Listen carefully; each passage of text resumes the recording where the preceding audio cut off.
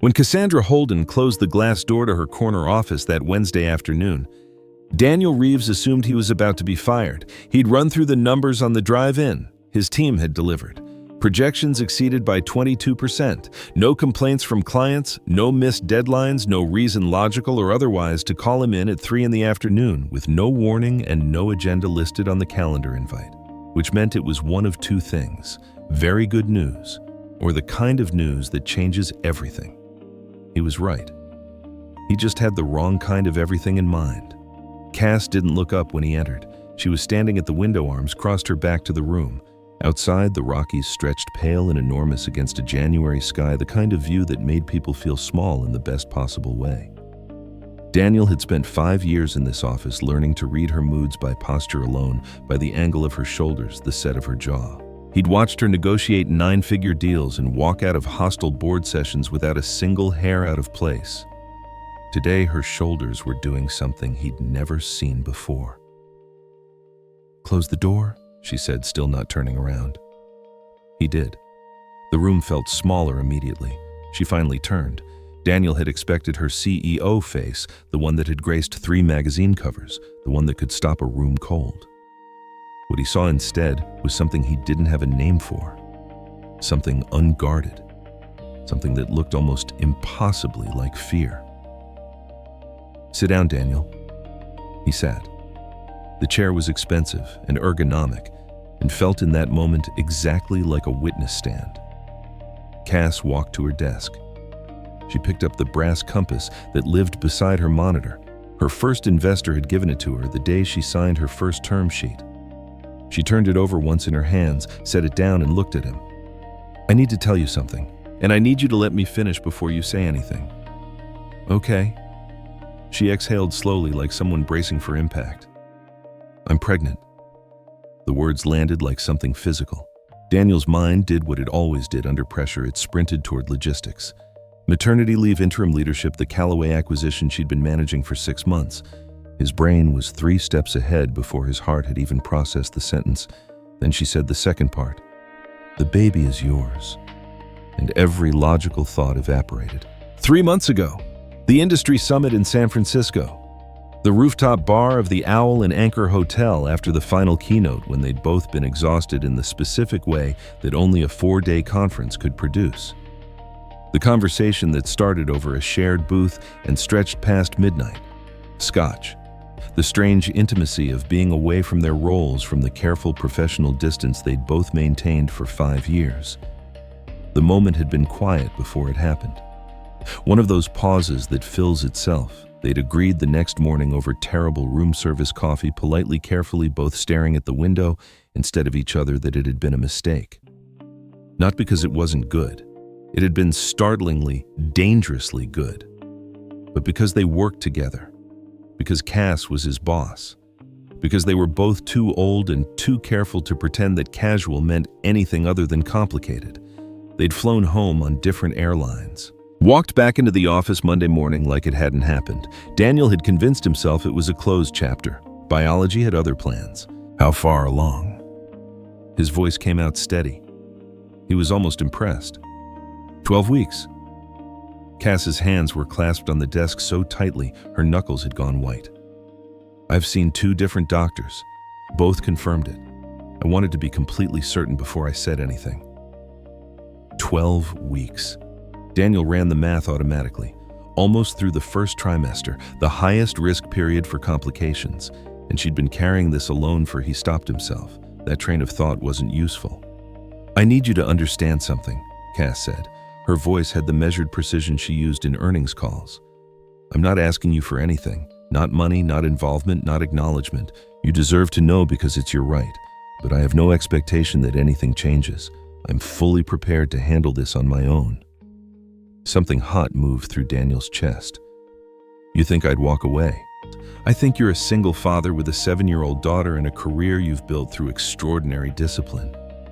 Her expression didn't shift, but her voice softened slightly at the edges. "I think the last thing you need right now is this, and I wouldn't blame you for wanting to pretend this conversation never happened." Daniel stood. He needed to move. He walked to the window, The mountains out there pale and permanent, indifferent to whatever crisis was unfolding on the 28th floor of a glass building in downtown Denver. My wife died when Lily was 6 months old, he said, not turning around. Cass was quiet. Ovarian cancer, diagnosed when Lily was 3 months old, gone before Lily's first birthday. He kept his voice flat the way he always did when he talked about Claire. Emotion was a locked door when it came to those memories. He'd learned that early. You know what I remember most from those months? He heard Cass shift behind him, but didn't turn. I remember Claire's eyes when she understood she wasn't getting better. She wasn't afraid for herself. She was afraid for Lily, afraid that I'd have to do it alone. Her last real conversation with me, her last coherent words were, "Don't let her forget me."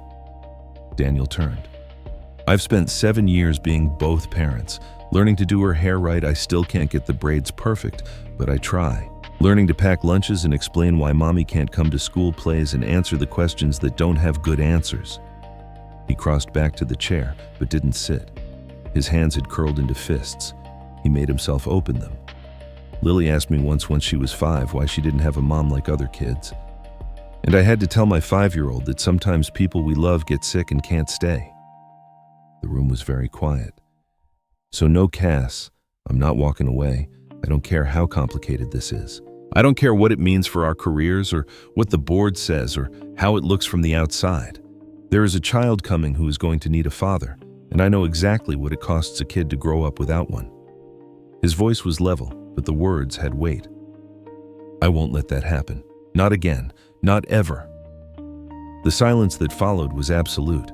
Cass stared at him like he'd said something in a language she was still translating. Then, "Ethan, you don't have to meet Daniel." He sat down. "And yes, I do. Tell me what you need." "I don't need anything." "That's not an answer. You're 12 weeks pregnant." He leaned forward. "Have you told anyone else?" "No." She looked away. "I wanted to tell you first. I thought I don't know what I thought, that you'd need time, that maybe you'd want to discuss options." "Options?" The word tasted metallic. "You mean termination?" "I mean that this is early enough that all possibilities are still available, and I wanted you to know that whatever gets decided, I don't expect you to carry any part of that weight." Daniel heard the steel underneath the words. He also heard what was underneath the steel. "Do you want this baby?" The question dropped between them like something breakable. Cass's composure fractured. It was small, just a flash, but Daniel caught it. Her eyes went bright, and she looked down at her hands for a moment before she could look up again. "I'm 38 years old," she said quietly. "I've spent 20 years building this company. I've never wanted children. I never saw them fitting into any version of my life."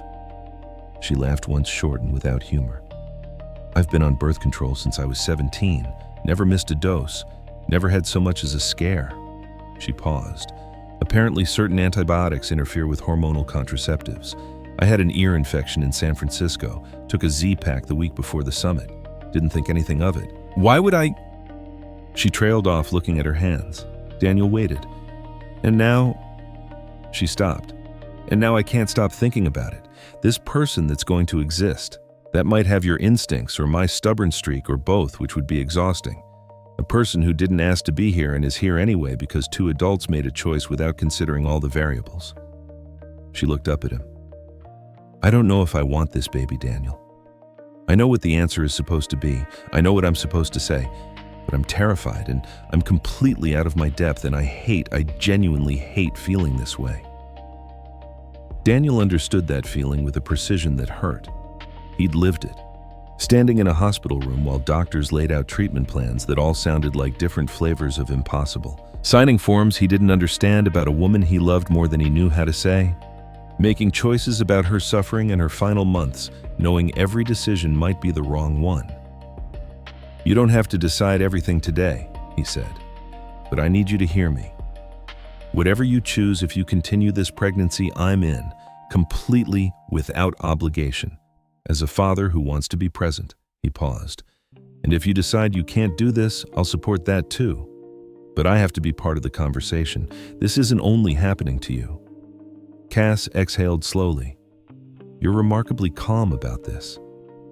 "I'm not." Daniel ran a hand through his hair. "I'm completely falling apart. I just happen to be very good at looking functional while that's happening. He allowed a small, tired smile. Give me about 2 hours and I'll be sitting in my car in the parking garage having a proper breakdown. That pulled something from her, a genuine laugh, small and surprised. That's fair. Text me the details for your next appointment. I'll be there. He stood. Whatever comes next, you're not doing it alone. He reached her door, then stopped. One more thing. He turned back. I have to tell Lily. Cass's eyes went wide. Tonight, she's my daughter. I don't keep things from her, not the important things. He met Cass's look steadily. I learned with Claire that kids can handle a lot more truth than we give them credit for. It's the secrets and the half-stories that damage them. What if she hates me? What if she resents the baby before it's even born? Lily cried for a week when her classroom hamster died. Daniel looked back at Cass. Give her some credit. Give yourself some too. He left before she could respond. Walking through the executive floor with steady steps that were completely at odds with the state of his internal wiring, Daniel reached his office, closed the door, and sat down in front of the framed photo of Lily that lived on his desk. She was grinning in it, 2 front teeth gone chocolate from an ice cream cone on her chin. Claire had taken it the summer before she died, one of the last good days when she'd had enough energy to take Lily to the park. Daniel kept it there as a daily reminder of why he showed up. Now, there would be another child, another person depending on him to not screw things up, another college fund to build another midnight cry, to answer another heart to protect. The breakdown he'd predicted arrived right on schedule. He put his head in his hands and let himself feel it, the terror, the sheer impossible magnitude of what came next. He gave himself 5 minutes. Then he pulled out his phone and called the one person who might understand. Ray, he said when his brother-in-law answered, I need to talk. The pickup line at Westside Elementary was almost empty when Daniel arrived that afternoon. He'd come early on purpose. He needed the time.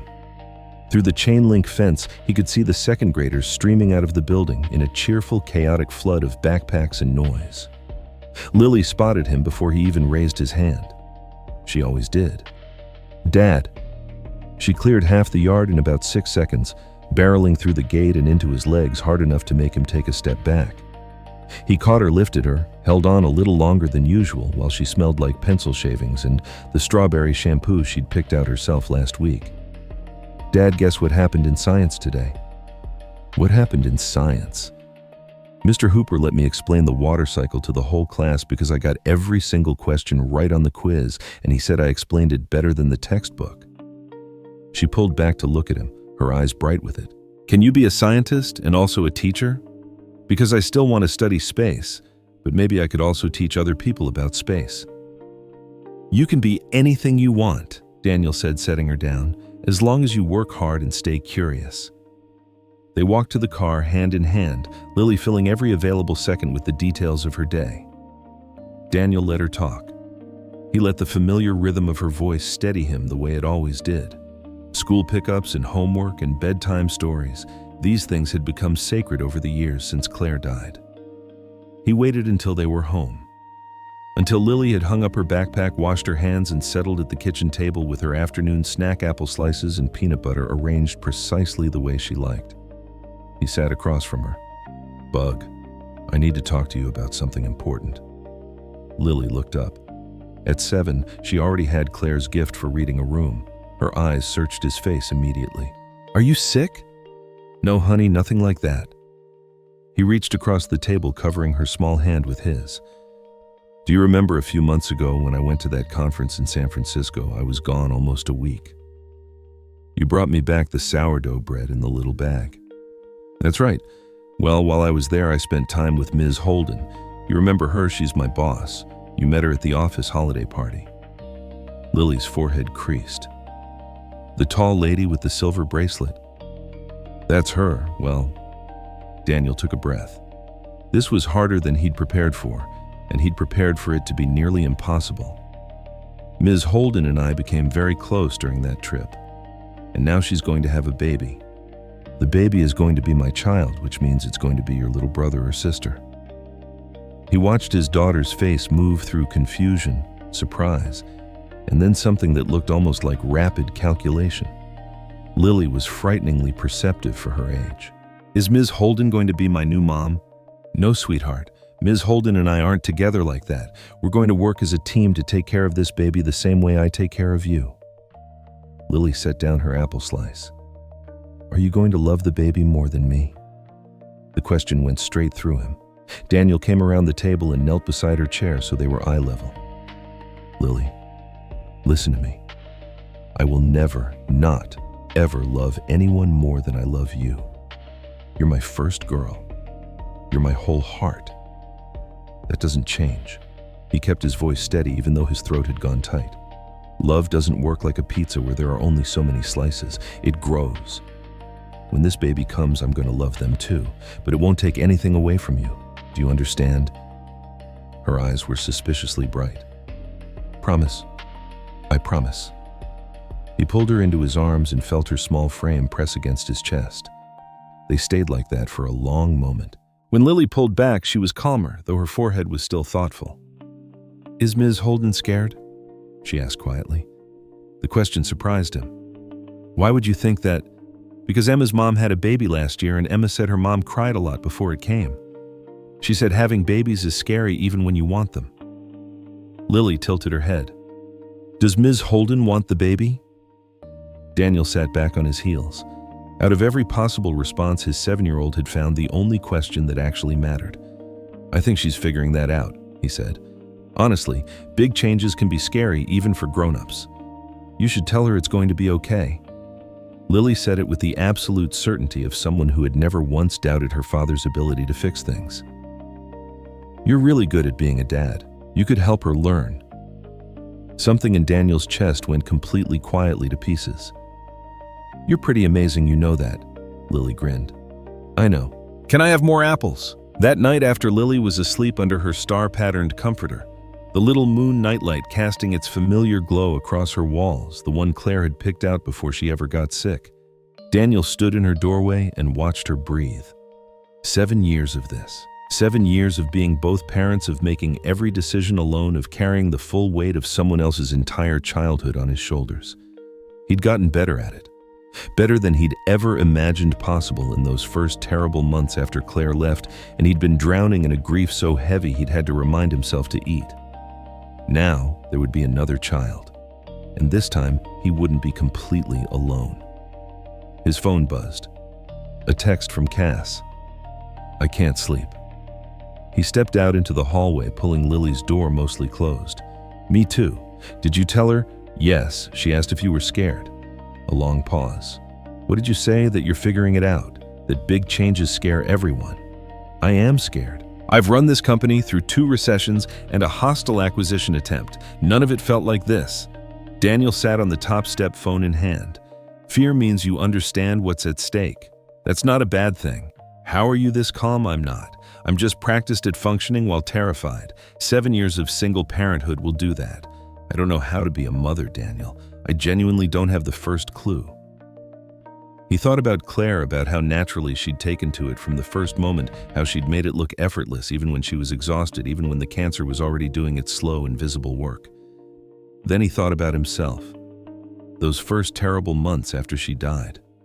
How to soothe a crying infant at 3 a.m. when nothing worked. How to make a bottle in the dark. How to sing a lullaby in his rough off-key voice when the baby wouldn't stop and he was so tired he couldn't feel his hands. How to be enough when he felt like nothing. Nobody knows how to do it until they are. You learn, you make mistakes, you try again, and somehow the kid turns out okay. Lily is more than okay. She's extraordinary. She takes after her mom. A pause. "I'm glad you told her." That she didn't hate the idea. She asked if she could help take care of the baby. Said she'd teach them about space. She's 7. She's 7 going on 45. Trust me, by the time this baby arrives, she'll have a full curriculum planned. A long beat. Then, "Good night, Daniel, and thank you for not running. Good night." He sat there a while longer in the quiet of his house, the refrigerator humming, the old furnace cycling Lily's soft breathing through her door, and let the reality of it settle around him. 7 months from now, everything would shift. The carefully constructed routines he'd built to keep himself and Lily stable, the balance he'd worked so hard to maintain, all of it, would tilt to accommodate this new person who didn't even fully exist yet. He thought about Cass's face in that office, the fear beneath the composure. He thought about Lily's question. Is she scared? Yes. She was terrified. So was he, but fear had never once stopped him from showing up. Ethan pulled out his phone and opened his calendar. Next Wednesday, 2 p.m, the ultrasound. He blocked the entire afternoon, added a reminder, and set his phone face down on the nightstand. In his own room, he paused at the dresser where Claire's photo lived. She was laughing at it, head thrown back completely, herself. Taken on their honeymoon in Kauai when they were young and convinced they had all the time in the world. I don't know what I'm doing, he said quietly to the photograph. I know you'd probably have something wise to say about rolling with the unexpected. You were always better at that than me. He touched the frame gently. Lily's going to be okay. She's tougher than both of us combined. And Cass, I think she's going to surprise herself. He paused. I'll take care of them. All of them. I promise. The clinic was a clean, modern building 6 blocks from Meridian's headquarters, all exposed brick and soft lighting, the kind of place designed to make difficult things feel slightly less so. Daniel met Cass in the lobby, both of them awkward in a way they never were in the office. You came, she said. I said I would. They rode the elevator to the second floor in silence. The waiting room was painted in quiet greens and soft grays. Other women sat in various stages of pregnancy, some alone, some with partners, one with her entire extended family apparently in tow. Cass and Daniel checked in and found seats in the corner. I've never been this nervous before a presentation, Cass said quietly, and I once presented to Congress. Daniel reached over and took her hand. The gesture surprised both of them. He didn't pull away. It's going to be fine. You don't know that? No, but I believe it anyway. When the nurse called Cass's name, she stood then looked at him with a question in her eyes. He stood too. They followed the nurse together. The exam room was small and efficient, the walls lined with development charts that Daniel studied with focused intensity while Cass changed into a hospital gown. By the time he turned around, she was sitting on the edge of the exam table, the paper gown making her look somehow smaller and more real than the woman who commanded a boardroom. Dr. Anaya Rowe came in with the easy confidence of someone who delivered 1,000 different versions of this moment. She shook both their hands, reviewed her tablet, and asked all the right questions about symptoms.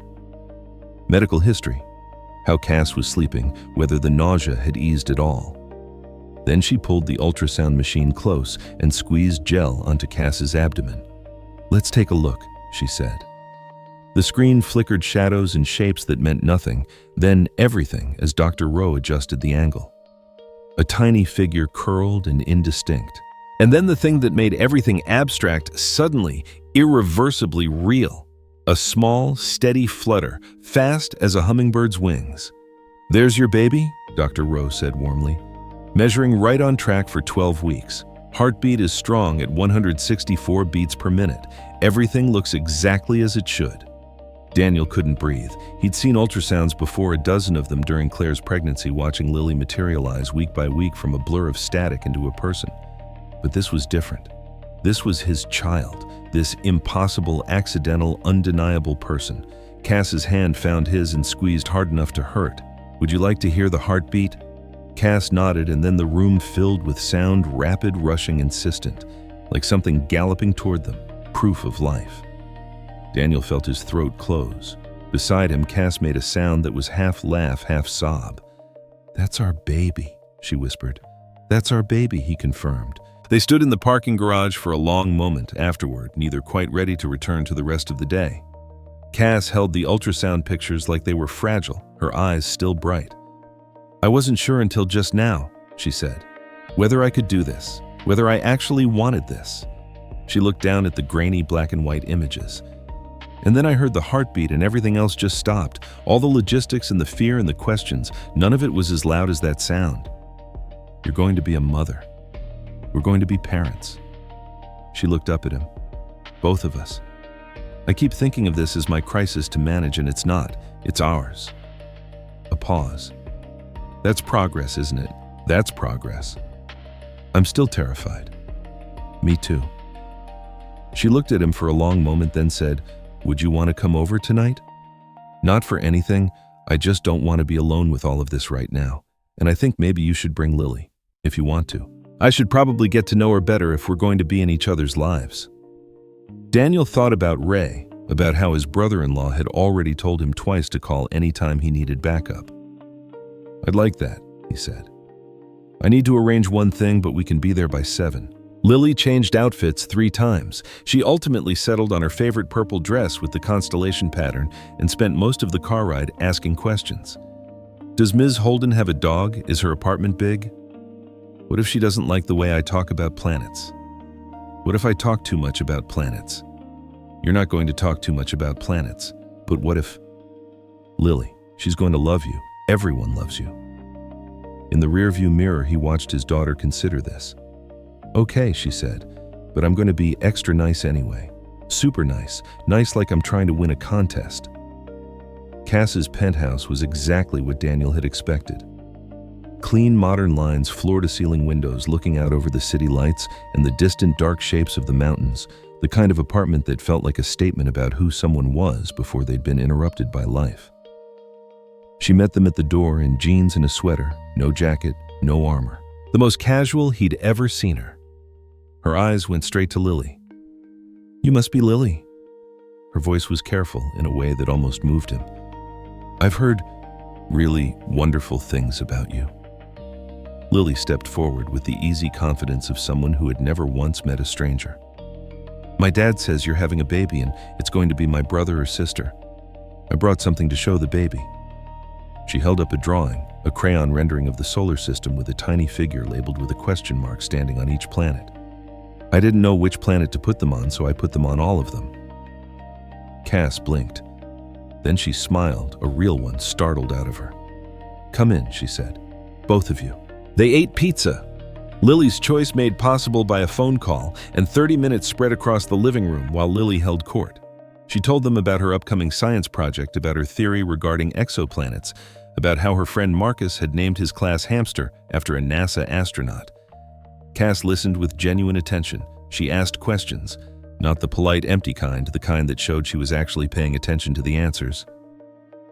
Afterward, while Lily was settled on the couch with her tablet, Daniel and Cass moved to the kitchen under the pretense of cleaning up. She's remarkable, Cass said quietly, rinsing plates. You've done something extraordinary with her. She makes it easy. She's naturally... Daniel paused. She reminds me of Claire sometimes, the way she listens, the way she sees things. Cass was quiet for a moment. I keep thinking I'm going to be terrible at this. That I'm going to fail because I've never prioritized anything except work. Sophie. He caught himself. Lily asked me something yesterday. She asked if you were scared. When I told her you probably were, she said I should tell you it was going to be okay. Daniel set down the dish towel. Because I'm good at being a dad and I can help you learn. Cass's hands stilled in the soapy water. She said that. She's 7. She's also right. Daniel turned to face her fully. I was not naturally good at this. When Claire died, I was a disaster. I couldn't figure out the bottle warmer. I forgot to burp Lily for the first 2 weeks and she'd spit up on both of us constantly. I once put her diaper on backwards and didn't figure it out until it leaked everywhere. He smiled at the memory. But I kept showing up. Every day I kept showing up, and eventually through sheer stubbornness I got better. That's all parenting is. Cass wiped her eyes quickly. The hormones make everything hit harder. I cried at a commercial this morning. That's normal. That's actually a sign things are working correctly. From the living room, Lily's voice called out, Ms. Holden, can I ask you something? They moved back to find her sitting straight on the couch. Tablet face down, wearing her most serious expression. What is it, sweetheart? Cass asked. When the baby comes, are you going to live with us, or is the baby going to have 2 houses? The question hung in the air. Cass glanced at Daniel. He gave her nothing. We haven't quite figured that out yet, Cass said carefully. What do you think would be best? Lily considered this with the gravity of someone passing judgment. I think the best thing is if the baby has both parents together.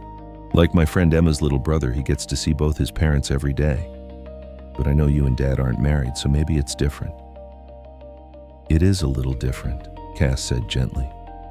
Your dad and we're a team. We're going to take care of the baby together, but we might not all live in the same place. You'd still see each other. You'd all visit.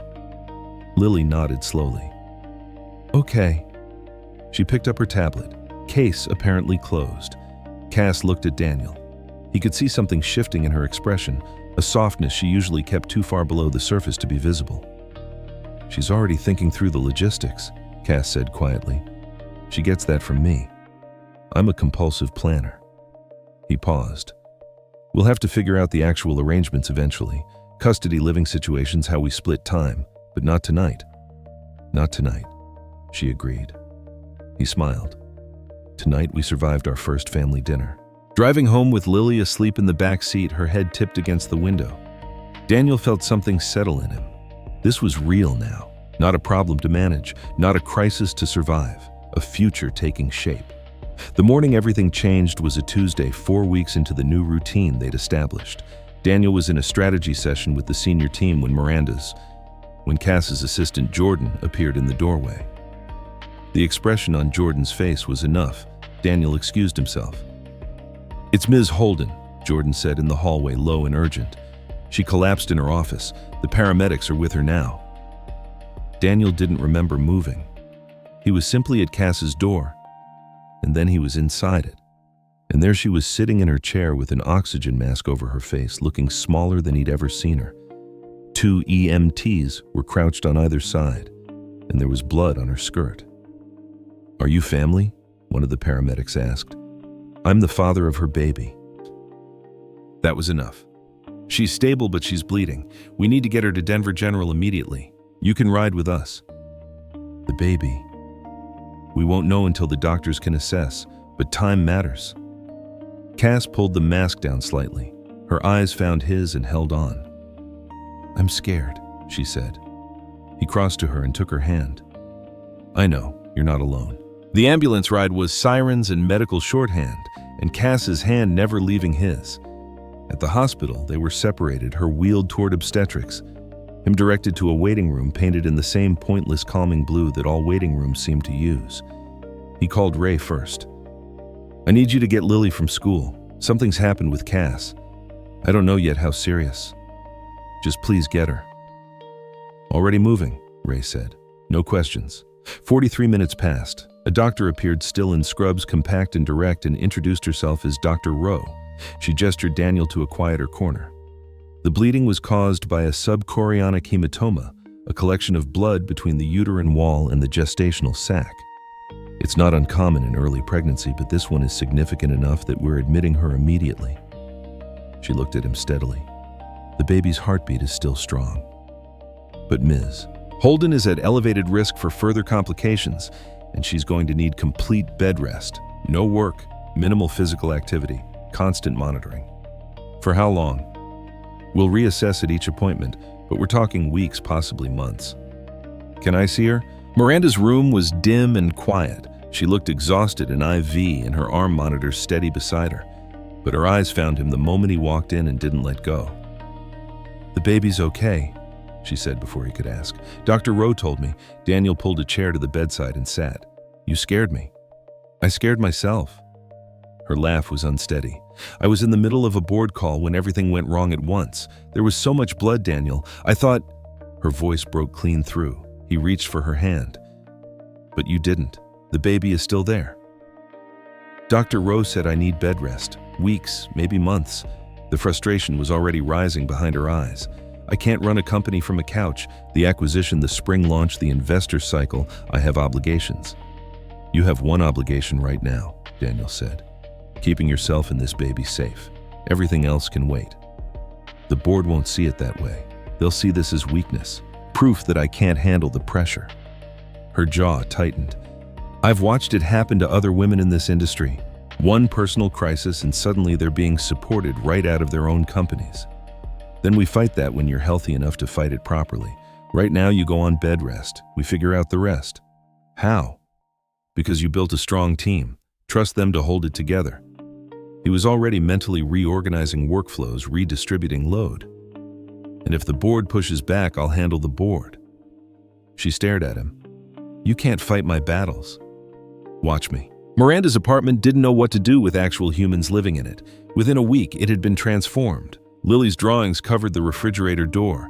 Daniel's work files lived in organized stacks on the dining table. Baby books appeared on every surface, their spines soft from reading. Ginger tea lived on the counter in 3 different varieties. Cass reclined on the couch with doctor-mandated regularity and hated every second of it, which Daniel found quietly reassuring. The hatred meant she was still herself. He set up his laptop at the dining table each morning, and they worked in companionable parallel, him running analytics while she ran Meridian via calls and emails and sheer force of will. Afternoons, he picked up Lily from school and brought her over, and his daughter's particular gift for making confined spaces feel like somewhere you'd actually choose to be transformed every visit. Lily read aloud from her science textbook while holding the book approximately 6 inches from Cass's stomach, explaining photosynthesis as if the baby could take notes. She brought illustrations of Jupiter's moons and explained why Europa was the most interesting. She asked every question about pregnancy and childbirth she had ever thought of, which was many. "Does the baby have fingernails yet?" Lily asked one afternoon, her hand resting gently on Cass's barely showing belly. "Tiny ones," Cass said, "smaller than the tip of a pen." "That's so small." Lily's voice was full of wonder. "Are they going to have your hair or Dad's hair? We'll have to wait and see. Dad's hair does this thing in the morning where it goes all..." Lily made an expressive gesture. "I'm aware," Cass said, glancing at Daniel with visible amusement. "Just for the record," Daniel said from behind his laptop, "my hair is fine." Both of them looked at him skeptically. He went back to his spreadsheet. The trouble arrived as trouble usually does, in the form of someone who'd been waiting for exactly this opening.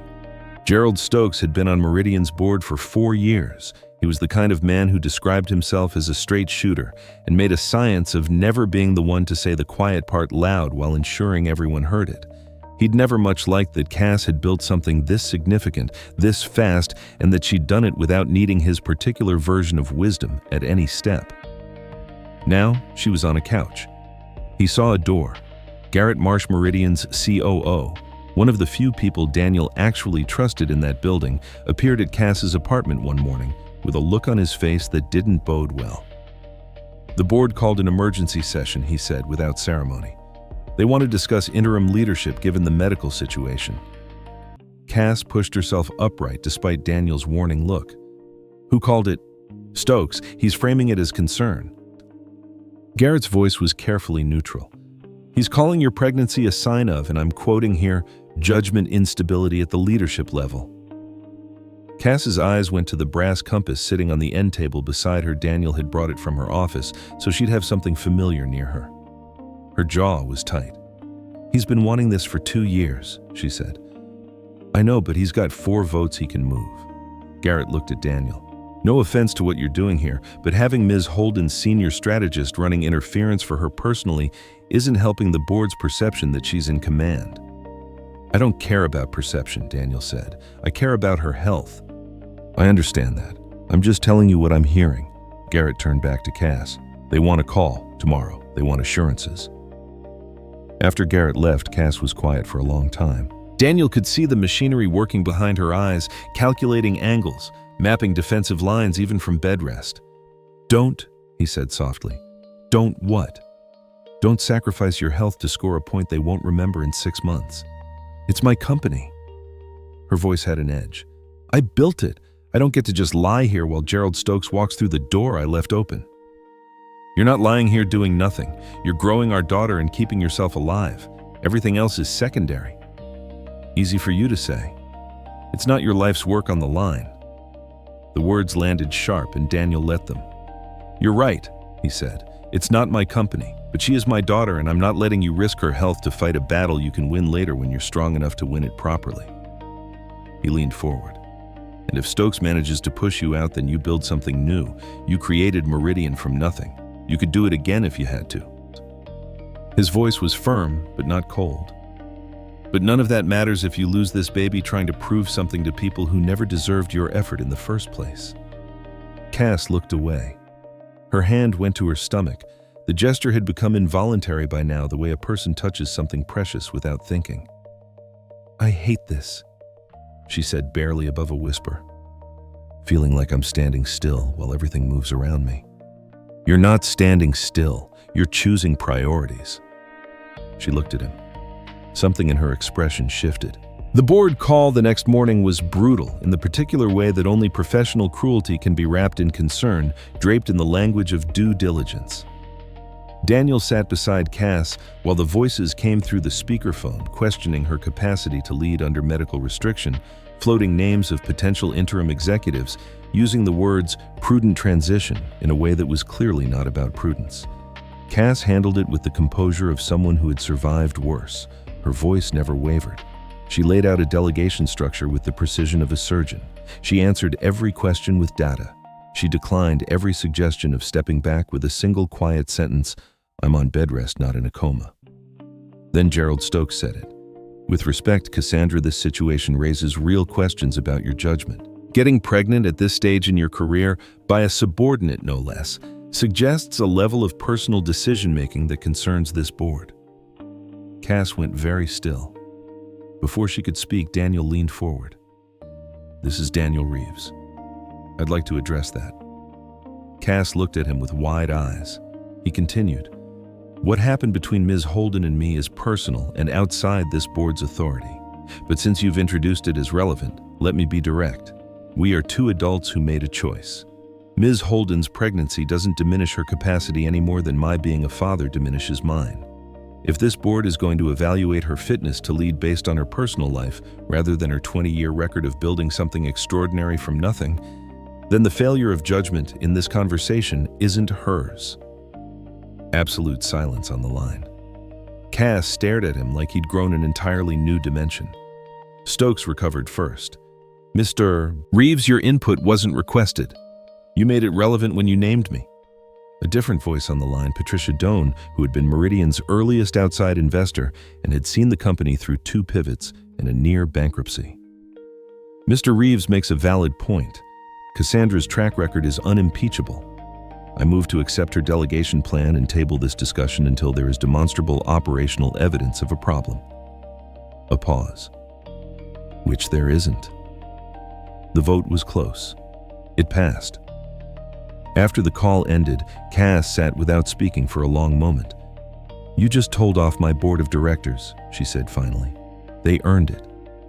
Stokes is going to make your life difficult. He has reach. Let him try."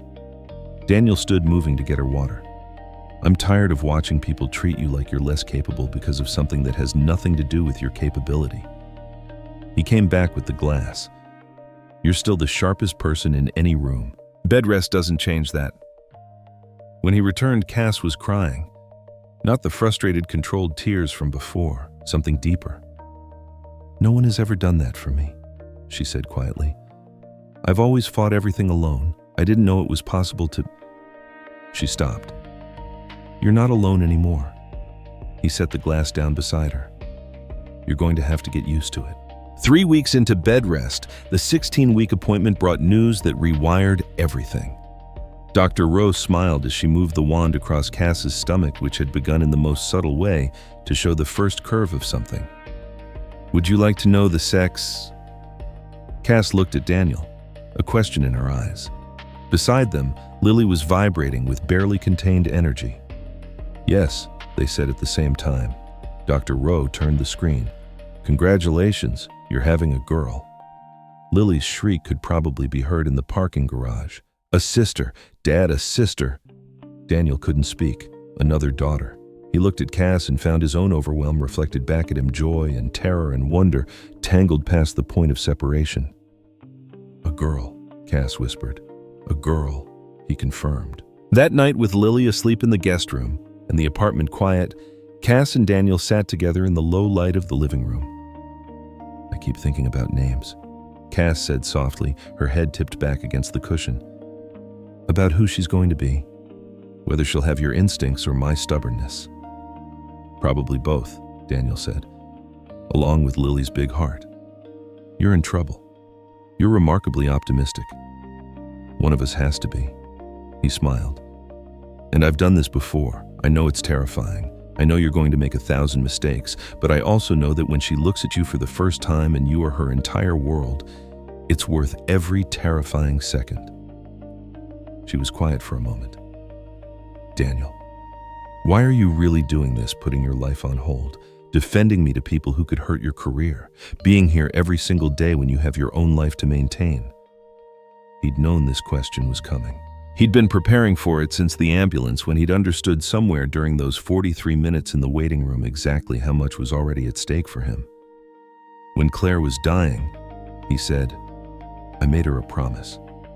I told her Lily would never grow up feeling like she was missing something essential, like she wasn't enough."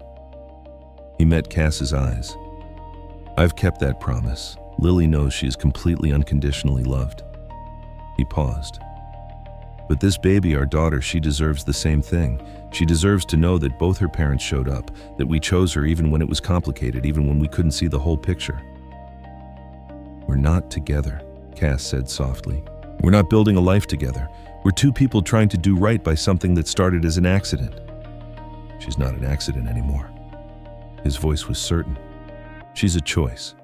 Every single day we choose her. Every time you stay on that couch, instead of going to fight for your company. Every time I bring Lily here, instead of keeping my two worlds separate. Every time we show up for another appointment or argue about names or make plans for a future we can't fully map yet." He reached across and covered her hand where it rested on her stomach. "Those are all choices." Cass looked down at their hands. "What if I fail at this? Then you try again tomorrow. That's what parenting is." He kept his hand where it was.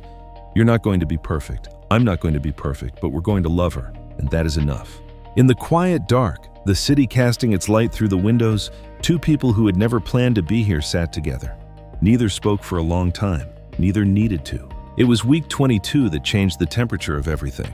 Daniel was running numbers at the dining table when Cass called his name from the couch.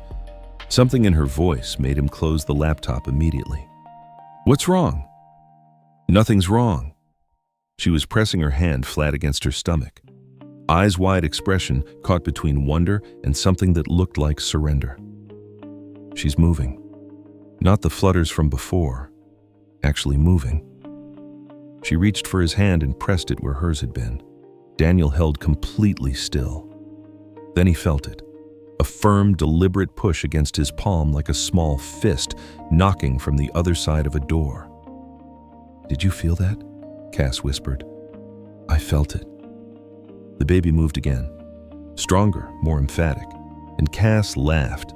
A real laugh, pure and unguarded, a sound Daniel realized he'd been working toward for weeks without knowing it. "She's really in there," Cass said mostly to herself. "I knew it. I saw the ultrasounds. I heard the heartbeat. But this is she saying hello." Daniel kept his hand where it was feeling their daughter move beneath his palm. "Hello, baby girl," he said softly. "We've been waiting to hear from you." Another push as if in answer. Cass's eyes found his bright and unguarded in a way they almost never were. "I'm not scared right now," she said quietly. "I'm still terrified of everything that can go wrong, but right now, just this second, I'm just grateful." Something passed between them, something that had been building through all the weeks of forced proximity of shared crisis and quiet morning coffee and Lily's cheerful noise filling the spaces between their careful adult silences. Daniel became acutely aware of how close they were. Her fingers wrapped around his wrist, his hand still pressed against the warmth of her. He pulled back carefully, breaking the connection before it could become something he wasn't ready to name. "I should call Lily," he said, his voice slightly too bright. "She'll want to know the baby's moving." If Cass noticed the retreat, she didn't say so right away. But later, after Lily had demanded an immediate visit and been negotiated down to after dinner, Cass looked at him across the room with an expression that was quieter and more precise than anything she usually let him see. "You do that a lot," she said. "Do what?" "Pull away every time we get close to something that feels real." Daniel focused on his laptop screen. "We agreed on boundaries, co-parenting arrangement, professional lines. Those matter." "Professional." Her voice was flat. "Daniel, you've seen me throw up. You've helped me to the bathroom when I was too dizzy to walk. You slept on my couch for 3 weeks. We passed professional a very long time ago." "Then what would you call it?" Silence. "I don't know," she admitted. "But I know it isn't just co-parenting. Not anymore." Before he could answer, his phone buzzed with a message from Garrett. Stokes was making his second move. The second wave of board pressure was colder and more calculated than the first. Stokes had spent 4 weeks building a coalition framing the narrative in terms of fiduciary duty and operational stability, wrapping his grab for power in language that was technically reasonable and practically ruthless. He wasn't asking for Cass's removal. He was asking for a vote of confidence, which amounted to the same thing, just with more paperwork. "He's been patient," Cass said, her jaw tight, reading Garrett's summary on her laptop. "I'll give him that." "You need to step back from this," Daniel said. "This is my company, Daniel." "I know." He sat down beside her. "And when you're healthy and that baby is here and you're back at full strength, you're going to take him apart piece by piece in a board meeting, and it is going to be magnificent.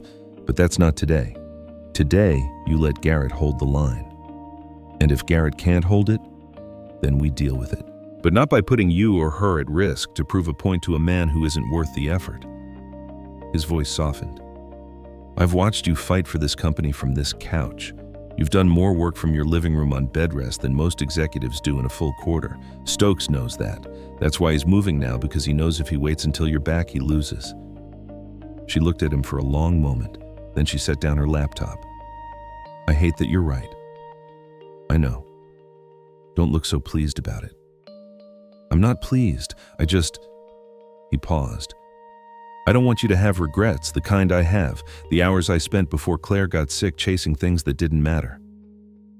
He looked at the compass on the end table, its brass case warm in the afternoon light. "I'd give anything to have those hours back. I don't want you to make the same trade." Cass was very quiet. Then she said, "Help me with the response to the board. 1 hour. We draft something so airtight that Stokes has nowhere to go." 1 hour. Daniel agreed. "And then you rest." They worked together through the afternoon, Cass dictating, Daniel typing, her mind as precise and strategic as ever, undiminished by the physical constraints of the last 2 months. Watching her think through the problem was like watching someone navigate by instinct, each move calculated 3 steps ahead, each word chosen for maximum effect. "This is why they're afraid of you," Daniel said, reading back what they'd written. "What do you mean?" "Stokes. The others who've been waiting for an opening." He looked up from the screen. "They know that even like this, from this couch, you're clearer than they are. That's why the window they see is now while you're physically limited. Because once you're back, there's no opening. There never was." Cass looked at him steadily. "You see me very clearly," she said. "I've been paying attention for 5 years." Something crossed her face, something she didn't immediately put away. The weeks continued in their particular rhythm. Lily's visits, conference calls, baby books, the brass compass moving from Cass's end table to Daniel's side of the dining table and back. The slow accumulation of small domestic evidence that 2 people's lives were tangling in ways neither of them had consented to consciously. Sophie Lily asked the question he'd been half expecting one night on the drive home. "Dad, do you love Ms. Holden?" The city lights moved past the windows. Daniel kept his eyes on the road. "Why do you ask, Bug?" "Because you look at her the way you look at Mom's picture, like she's someone really important." Out of the mouths of 7-year-olds. He pulled into their driveway and put the car in park before he turned to face his daughter. "Love is complicated," he said carefully. "There are different kinds. I love you completely as your dad. I loved your mom as my partner, my best friend. What I feel for Ms. Holden is different from both of those." He paused. "I'm still figuring out what to call it." Lily considered this with the gravity she brought to all serious subjects. "I think you should tell her whatever it is." She tilted her head. "She's happier when you're there. You can tell." "You think so?" "Dad, I'm 7, not blind." He laughed genuinely in spite of himself. "When did you get this wise?" "I've always been this wise," Lily said. "You're just catching up." That night, lying in his own bed in his own house for the first time in what felt like weeks, Daniel thought about his daughter's question. Did he love Cass? Not the uncomplicated love he'd had for Claire, built on years of shared history on choosing each other again and again in the ordinary way. This was something forged in crisis, something built from ultrasound images and middle-of-the-night texts and boardroom confrontations and the way she looked at Lily when she thought no one was watching. He cared about her mind, her determination, the vulnerability she showed only to him in the small hours when the professional armor came off and she was just a person terrified of failing at something that mattered. He liked the way she listened when Lily talked about space, really listened. But love meant risk. Love meant opening a door he'd worked hard to keep closed. His phone buzzed. "Thank you for today, for everything." He stared at the screen for a long moment. A dozen responses. He typed anytime, safe, warm but contained, friendly without being intimate. He set the phone down and closed his eyes, and knew clearly and without drama that he was lying to himself. This had stopped being just co-parenting weeks ago. It was week 33 when the answer came, though not in any way he'd anticipated. They'd been working late, Cass reviewing the final version of her board presentation, Daniel cross-checking the financial projections, both of them running on coffee and collective stubbornness. Lily was asleep in the guest room. The apartment was quiet except for the sound of papers and the occasional shift of weight as Cass tried fruitlessly to find a comfortable position on a couch that had become her entire universe. At 8.5 months, everything hurt. "This section on forward projections needs to be stronger," she said, frowning at her screen. "Stokes is going to pull apart anything that looks soft." "Cass?" Daniel closed his laptop. "It's 11:30.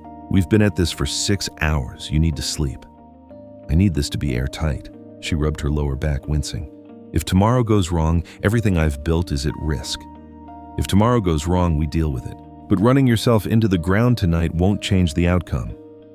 He stood crossing to the couch and gently took her laptop despite her protest. "Lay down, doctor's orders. Left side." "I can't sleep. Every time I close my eyes, I think of 10 more things that could go wrong." He sat beside her, careful, deliberate. "Then talk to me. What's actually scaring you? Not the presentation, not the board. What's real?" She was quiet for a long moment. "I'm terrified that I've been doing this wrong," she said finally. The words came out rough, like something she'd been holding for a long time. "That I've spent so many months trying to save my career that I never actually prepared for the part that actually matters." Her hand went to her stomach. "She's going to be here in a few weeks, Daniel, and I don't have a nursery. I don't have the things the books say she needs. I don't even know if I..." Her voice broke. "What if I'm just not built for this? You can do this." "You can't know that." "Yes, I can."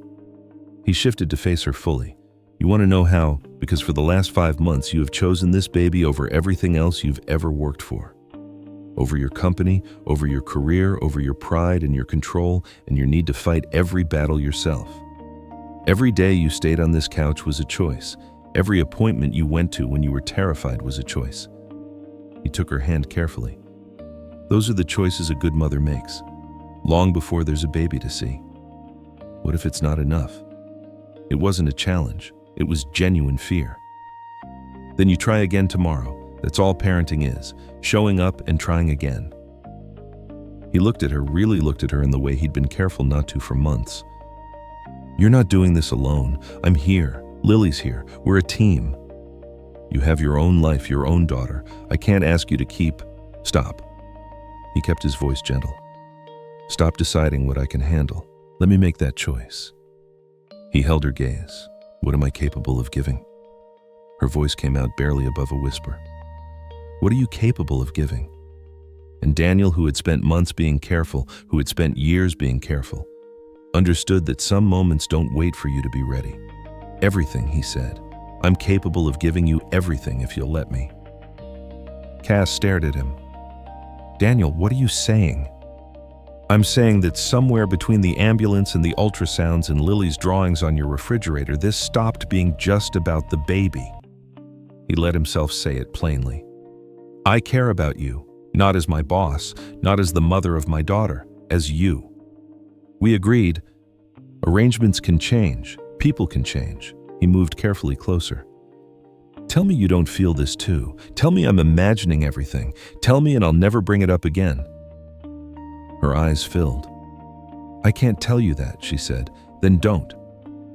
"This is impossible, Daniel. The professional dynamics, the board, we'll handle those together." His hand came up to her face, gentle. "I lost Claire. I know exactly what it costs to be careful when life doesn't have time for careful. I'm not saying this is simple.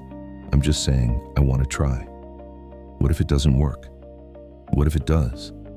What if we build something real? Something our daughters deserve to see?" He rested his forehead against hers. "I'm terrified," he said quietly. "But I'm more afraid of looking back in 10 years and realizing I let you go because I was too scared to reach." Silence. Their daughter moved between them, steady and insistent the way she always was. Cass's hand came up to cover his where it rested against her cheek. "I don't know how to do this," she whispered. "How to let someone all the way in." "Neither do I. We'll figure it out the way we figured out everything else." He smiled slightly. "Badly together and then better." And then she said it, the words tumbling out like something she'd been holding too long. "I'm in love with you. I've been in love with you since you brought me soup and made lists and told the board exactly what they needed to hear. Maybe before that." Her voice was shaking but clear. "It terrifies me because I have never needed anyone, and now I cannot imagine doing this without you."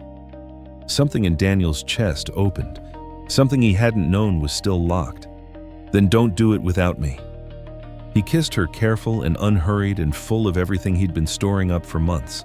She pulled him close despite the logistics of 33 weeks of pregnancy making it thoroughly impractical. When they broke apart, both of them were crying. "This is absurd," Cass said, laughing through tears. "Completely," he agreed. "We're absurd." "Probably. I'm okay with it." And then Cass gasped. Her hand flew to her stomach. Her face went white. "What's wrong?" "Something." She gasped again, and Daniel saw the wetness spreading across the couch cushion at the same moment she did.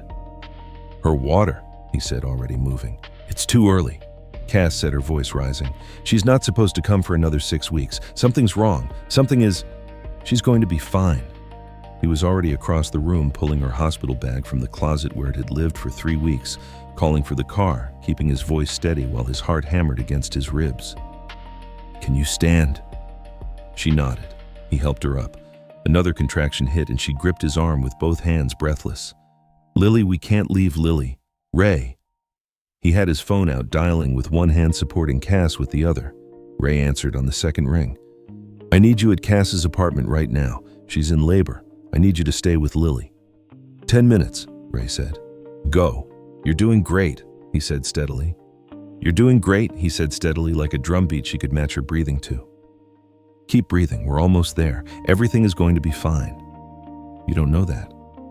"No, but I believe it." He glanced at her. "Lily was born at 36 weeks. She is perfect in every possible way." Another contraction. She squeezed his hand hard enough to make him wince. "We're here," he said. "Hold on." The emergency staff had been alerted by Dr. Rowe. They were waiting. Cass was wheeled away immediately. Daniel handled paperwork with hands that weren't entirely steady, then moved through the doors of labor and delivery to find her already in a hospital gown, monitors tracking their daughter's heartbeat and the contractions arriving with increasing urgency. Dr. Rowe was there. Her calm had an edge tonight that it didn't usually carry. "The baby is showing signs of distress. Her heart rate is dropping with each contraction. We need to do an emergency C-section." "I wanted natural birth," Cass said. "We planned." "I know, but your daughter needs to come out now and she needs to come out safely." Dr. Rowe was direct and kind in equal measure. "I need your consent, Cass. We're running out of time." Cass looked at Daniel, terror naked and absolute in her eyes. He moved to her side and took her hand. "It's going to be okay," he said. Every ounce of certainty he possessed, every prayer he had left, every promise he'd ever made, all of it in those 5 words. "They know what they're doing. Our girl is going to be fine." Her grip tightened until his knuckles ached. "If you have to choose," she said, her voice barely holding, "if something goes wrong, you save her. You save the baby." "Nothing is going to go wrong," he said it, looking directly into her eyes, "but I'm going to be right there, the whole time." The operating room was cold and bright and efficient. Daniel stood at Cass's head, one hand in hers, talking to her in a steady stream about Lily's excitement and the nursery they'd finally set up last week and the name they'd decided on after weeks of debate. He talked about the mobile Lily had already made. He talked about August and what the mountains looked like in summer. The curtain blocked everything below. He kept his eyes on Cass's face, kept talking, and then a sound, thin and high and furious, like something that had been waiting to announce itself and was not going to be quiet about it. "It's a girl," Dr. Rowe said, and despite having known that for months, the words landed fresh like something new. Small and absolutely furious, just like her mother. Daniel felt tears on his face before he knew they were there. A nurse brought their daughter over, impossibly small, impossibly real, wrapped in white, wearing a tiny knit hat. Her face scrunched in outrage at the entire situation. "Cass," he said. His voice broke cleanly. "Look at her, look." Cass turned her head. The sound she made was somewhere between a laugh and a sob that went on for a long time. "She's so tiny." Her voice was barely there. 4 pounds 5 ounces, the nurse said. "Lungs sound strong. We'll take her to the NICU for monitoring, but she is breathing on her own. Can I please just for a second?" The nurse placed the baby on Cass's chest for a brief luminous moment. Their daughter opened her eyes, dark, indeterminate, ancient-looking, in the way newborn eyes always are, and seemed in the way that newborns sometimes do, to look directly at her mother's face. "Hi, baby," Cass whispered. Her voice had completely changed, all the precision and armor and careful control gone. "Hi, Nora. We've been waiting for you." Nora Grace Reeves Holden, decided 3 weeks ago after a conversation that lasted until 2 in the morning and involved Daniel's list of considerations and Cass's list of objections and Lily's extremely strong opinions, named for what they both wanted her to carry Grace under everything. The recovery room was quiet. Cass drifted between sleep and waking while Daniel sat beside her, his phone dark in his hand. A text from Ray, "Sophie is up," demanding updates. He corrected it in his head, Lily. He sent back a photo of Cass sleeping and typed, "You have a baby sister. Her name is Nora Grace. She's in the NICU, but she is breathing on her own, and she is loud and perfect." Lily's response arrived in seconds. "I'm going to explode. Not until tomorrow. Let your sister get some rest." "Fine, but I'm bringing the giraffe." Nora stayed in the NICU for 19 days. The transition from hospital to apartment without her was brutal in the specific way only a NICU parent understands, leaving the building without your baby, driving home through ordinary traffic while your whole heart was 17 floors above you in a warming bed. Cass cried the entire drive. Daniel held her hand and said nothing because there was nothing to say, and sometimes silence is more honest than comfort. They found their rhythm. Mornings, Daniel took Lily to school, then met Cass at the hospital. They spent hours with Nora, reaching through the porthole of the isolette, learning the language of her monitors, watching her breathe with the focused attention of people for whom breathing had become a gift they couldn't take for granted. Afternoons, they worked from the NICU waiting room, staying close. Evenings, Lily visited with drawings and updates from school, pressing her face to the NICU glass with wide, reverent eyes. "She's so tiny, Dad," Lily whispered the first time she saw her sister through the glass. "She's like a real person, but smaller. She'll get bigger." "She looks brave." Lily pressed closer to the glass. "Hi, Nora. I'm Lily. I'm your big sister. I brought you a giraffe because giraffes can see really far because they're so tall, and I think that's good for a baby to have something that can see far." She paused. "Also, their tongues are purple, which is interesting." Daniel watched his daughters, one pressing her nose to the glass, one sleeping in her isolette under warming lights, and felt his heart do something complicated and enormous. Stokes had backed down without fanfare when news of the emergency delivery reached the board. Garrett had stepped into interim leadership, seamlessly keeping Cass informed without demanding anything of her during these weeks. The only thing that mattered was the rate on Nora's monitors. Day by day, she grew stronger. The isolette became an open crib. She started taking more formula. She maintained her own temperature. The monitors came off one by one like a countdown running backward. On day 19, Dr. Rowe came to find them in the waiting room with a smile that reached her eyes. "Nora is ready to go home." Lily had decorated Cass's apartment with welcome home signs and 3 balloons and a careful arrangement of stuffed animals around the bassinet. She presented her sister with a handmade mobile of planets and stars and one very accurate drawing of the Milky Way that had taken her 3 evenings to complete. "So she can learn about space while she sleeps," Lily explained with the gravity of someone who had thought this through for so many months. "We did it," she said. "For so many months. We did it." She set her head on his shoulder. "We actually did it. You had doubts. So many." She laughed softly. "I was certain I was going to be terrible at this, that I'd panic the first time she cried and do something wrong." She paused. "She cried an hour ago. I just picked her up. It felt natural, like maybe I'm actually going to figure this out. I told you. She lifted her head to look at him. You've told me a lot of things, that I wasn't alone, that I could be both a CEO and a mother, that you loved me. She held his gaze. I didn't believe most of it at the time. And now, I believe all of it. She kissed him soft, certain full of everything they'd built together through months of crisis and chosen proximity. When they broke apart, she said, I love you, Daniel Reeves. I love the way you show up. I love the way you fight for what you care about. I love that you made me believe I was worth fighting for. You are, he said. You always were. From the bedroom, a small sound. Not quite a cry, just Nora waking. They both went still, listening. She settled back into sleep without needing anything. I should move to the bedroom, Cass said. Be close to her. We should move to the bedroom, Daniel corrected. If you want, if you're ready. She looked at him for a long, quiet moment. I want every night, she said. Not just this one. I want to wake up with you there. I want Lily running through the apartment in the morning and Nora at 2 a.m. and all the ridiculous, complicated reality of actually being a family together. She paused. Is that too much? That's exactly enough, he said. That's exactly what I want. The months that followed were exhausting and chaotic and thoroughly, irreversibly beautiful. Cass restructured her role at Meridian, delegated more worked reasonable hours, took her full parental leave without once logging into email from the hospital. The board grumbled. The company thrived anyway, which was the argument she'd always been making.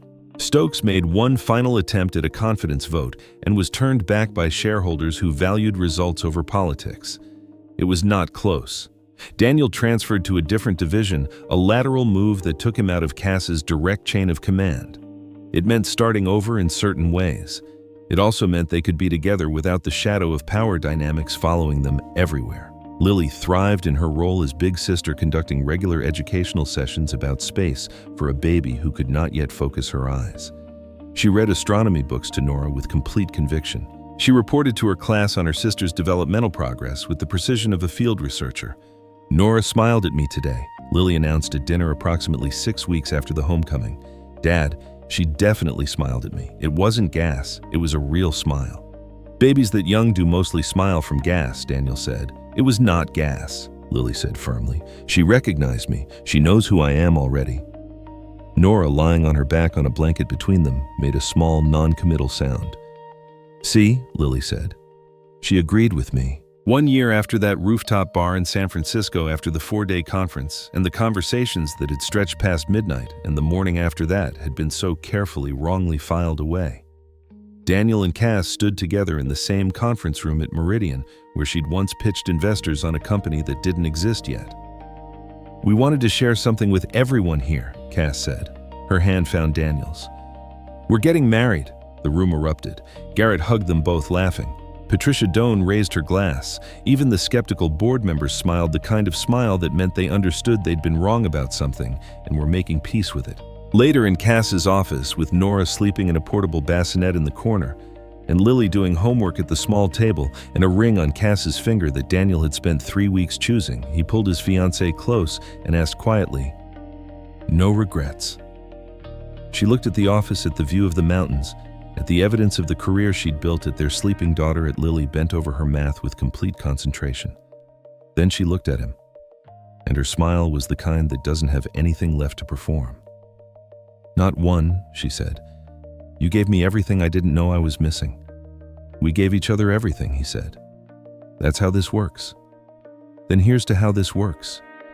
She kissed him, brief and full of promise. To showing up when it's hard, to choosing family over fear, to building something real from something you never planned. From her bassinet, Nora made a small, emphatic sound. Lily looked up from her homework. She's waking up, she announced, already moving. I've got her. We've got her, Cass said. Together.